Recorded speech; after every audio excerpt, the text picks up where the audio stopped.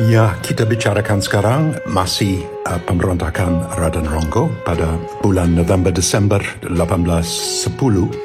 Tapi ada satu sifat yang sangat menarik sekali dari pemberontakan yang membuat berbeda sekali dengan apa yang terjadi pada Perang Jawa, yaitu bahwa Raden Rongo muncul sebagai pelindung bukan hanya masyarakat dan komunitas Jawa di Jawa Timur, tapi juga masyarakat Tionghoa. Ya?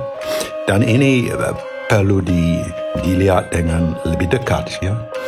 Sebab hanya 20 tahun sebelum Perang Jawa, situasi sebenarnya untuk orang Tionghoa, apalagi di Jawa Timur di mana mereka ada peran ekonomi yang penting, sangat berbeda dengan apa yang terjadi saat perang sendiri, waktu ada pembantian massal dari pihak Jawa terhadap Tionghoa dan pada awalnya, dan pasca perang.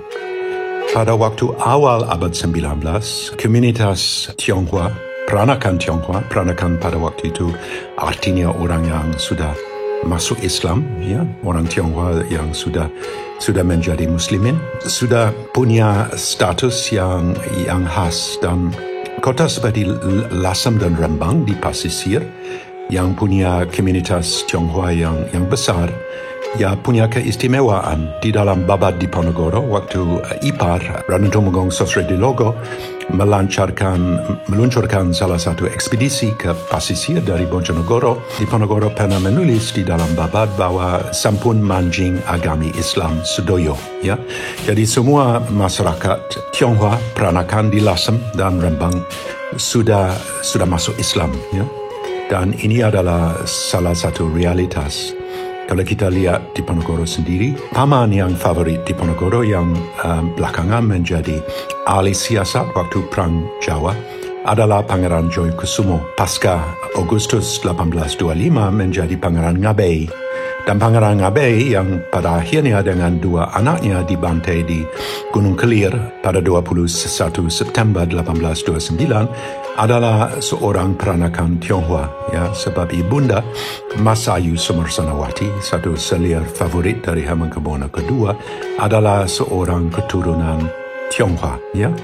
Jadi ini adalah realitas, ya, realitas dari konteks dari pemberontakan Raden Rongo, konteks di mana dia merangkul pun penduduk Jawa dan pun penduduk Tionghoa peranakan di areal Berangwetan, di areal wilayah Timur Jogja, areal yang sekarang menjadi Jatim, Jawa Timur.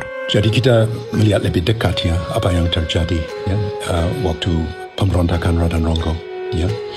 Waktu dia berangkat dari Jogja malam dari 21 November 1810, dia menuju ke Madiun Maospati. Dan di Madiun Maospati rupanya ada orang Tionghoa yang rally kepada dia, yang mendukung beliau.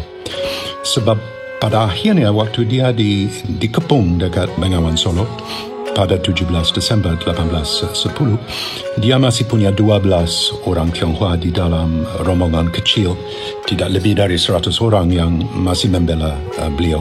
Ya.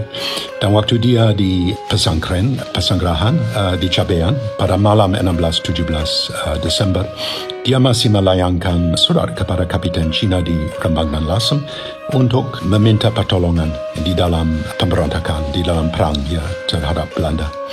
Dan dia menjanjikan kepada Kapiten Cina bahwa keluarga mereka akan menggantikan, ya, sebagai letnan atau kapten atau mayor Cina di areal pasisir timur, ya, di Rembang, Lasem, Sidayu, Tuban, ya, kota-kota yang penting sekali untuk perdagangan pada waktu itu.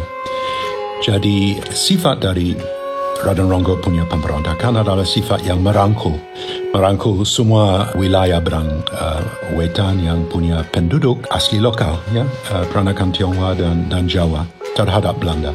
Dan waktu dia dihadap di sekarang, sebelum tewas pada pagi fajar dari 17 Desember, dia diwawancarai oleh salah satu bupati, Kanjeng Raden Tumenggung Yudokusumo, bupati Grobongan, yang tanya kepada Rongo, apa ya maksudnya apa yang cita-cita untuk pemberontakan yang begitu menyulitkan Jogja ini.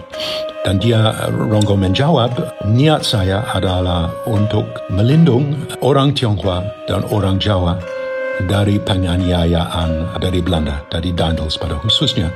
Dan saya sebagai Ratu Adil madak untuk menjadi tameng untuk semua warga yang ada di Jawa Timur.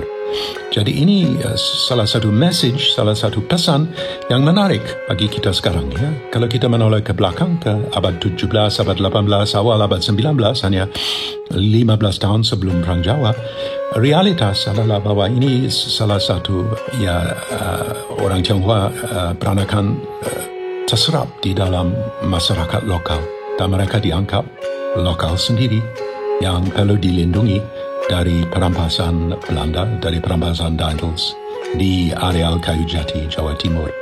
Jadi ini ada pesan yang kita harus menyimak sekarang sebagai aktor sejarah zaman sekarang untuk betul-betul mengindahkan sejarah prakolonial Indonesia, Jawa pada khususnya, di mana orang Tionghoa punya peran ekonomi yang penting, tapi juga peran sebagai warga yang perlu dilindungi dan perlu dihargai.